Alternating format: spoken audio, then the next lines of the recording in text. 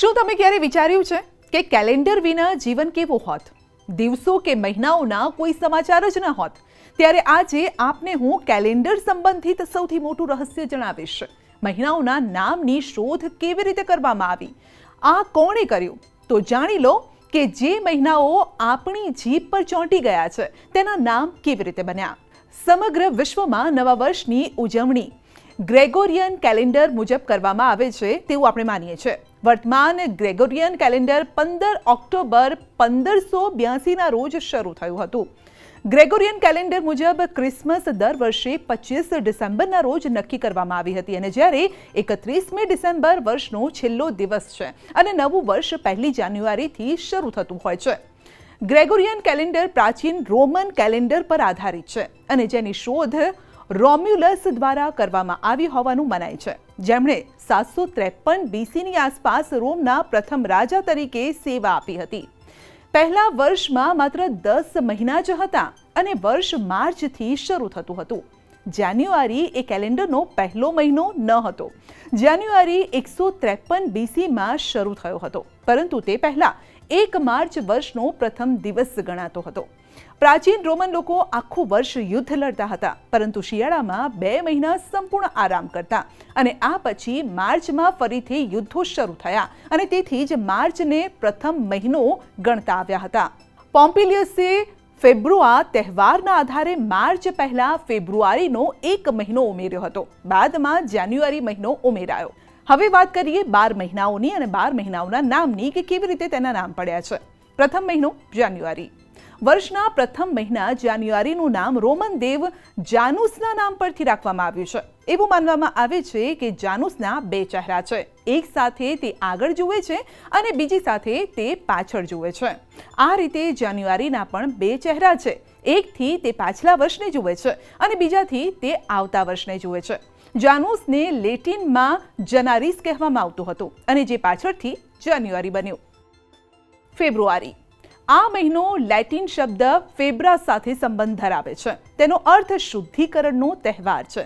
અગાઉ લોકો આ મહિનાની 15મી તારીખે શુદ્ધિકરણની ઉજવણી કરતા હતા. કેટલાક લોકો એવું પણ માને છે કે ફેબ્રુઆરી નામ રોમન દેવી ફેબેરિયા સાથે સંબંધ ધરાવે છે, જેને સંતાન પ્રાપ્તિની દેવી મનાય છે.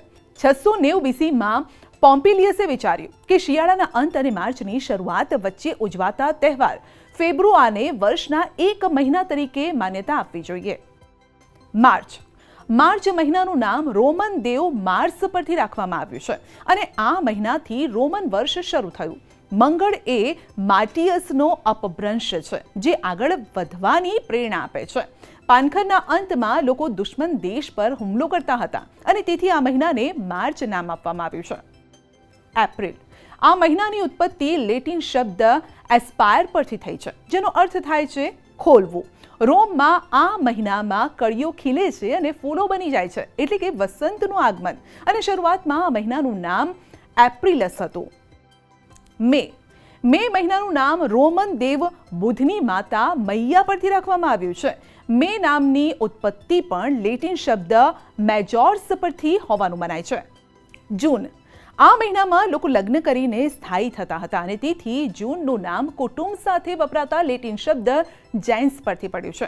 અન્ય મત મુજબ જૂન મહિનાનું નામ દેવ ઝિયસની પત્ની જુનોના નામ પરથી પણ રાખવામાં આવ્યું હોવાનું મનાય છે. જુલાઈ. આપણામાંથી મોટાભાગના લોકોએ રોમન રાજા જુલિયસ સીઝરની વાર્તા તો વાંચી જ છે.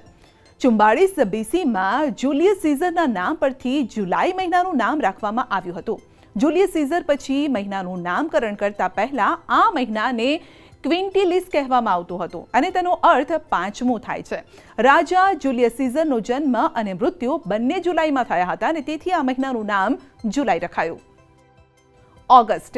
જુલિયસ સીઝરના ભત્રીજા ઓગસ્ટસ સીઝરે પોતાનું નામ અમર કરવા માટે સેક્સટિલિસનું નામ બદલી અને ઓગસ્ટસ રાખ્યું અને જે પાછળથી માત્ર ઓગસ્ટ બની ગયું. સપ્ટેમ્બર. રોમમાં સપ્ટેમ્બરને સપ્ટાઇબર કહેવામાં આવતું હતું. લેટિન શબ્દ સેપ્ટાઈનો અર્થ 7 અને 12નો અર્થ થાય છે, એટલે કે સપ્ટેમ્બરનો અર્થ 7મો, પરંતુ પછીથી તેને 9મો મહિનો બનાવવામાં આવ્યો. ઓક્ટોબર. રોમન કેલેન્ડરમાં વર્ષના 8મા મહિનાનું નામ ઓક્ટોબર રાખવામાં આવ્યું હતું. ઓક્ટોબર મહિનાનું નામ લેટિન શબ્દ આક્ટ પરથી પડ્યું છે અને જેનો અર્થ એ થયો કે 8માં પણ 10મો મહિનો હોવા છતાં તેનું નામ ઓક્ટોબર જ રહ્યું છે. નવેમ્બર એટલે 9મી, તેથી વર્ષનો 9મો મહિનો નવેમ્બર કહેવાયો. ડિસેમ્બર મહિનાનું નામ લેટિન શબ્દ ડેસેમ પરથી રાખવામાં આવ્યું છે. વર્ષનો 12મો મહિનો હોવા છતાં તેનું નામ બદલી શકાયું નથી.